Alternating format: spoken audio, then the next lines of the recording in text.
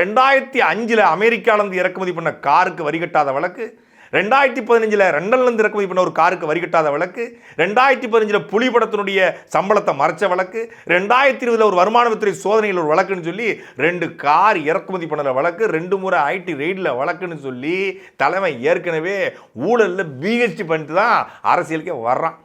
இந்த லட்சணத்தில் இவர் இந்த நாட்டில் இருக்கக்கூடிய அரசு கட்சி தலைவர் செய்யக்கூடிய ஊழலை ஒழிச்சு நல்லாட்சியை கொடுக்க போகிறான்னு சொல்லி சில பேர் நம்புகிறான்.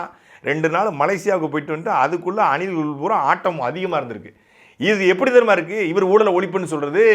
ஜாபர் சாதிக்கு போதை ஒழிப்பு பேரணி நடத்தினா எப்படி இருக்கும்? இந்த யானசேகரன் இல்லையா, திருட்டு பைய திமுக யானசேகரன், அவன் பெண்கள் பாதுகாப்பு மாநாடு நடத்தினா எப்படி இருக்கும்? நாட்டில் இருக்கக்கூடிய மலை வளத்தை கொள்ளடிக்கக்கூடிய பூரம் சேர்ந்து மலைகளில் மாநாடு நடத்த போறேன் சீமானன் கூட சேர்ந்து அப்படின்னு சொன்ன உங்களுக்கு எவ்வளவு கோபம் வரும்? திருட்டு பையெல்லாம் ஒன்று கூடி நாங்கெல்லாம் மக்கள் பாதுகாப்பாக வாழ்றது எப்படின்னு சொல்லி ஒரு பொதுக்கூட்டம் போட போறோம் அப்படின்னு சொன்னா கோபம் வருமா வராதா? அப்படி வருது எனக்கு.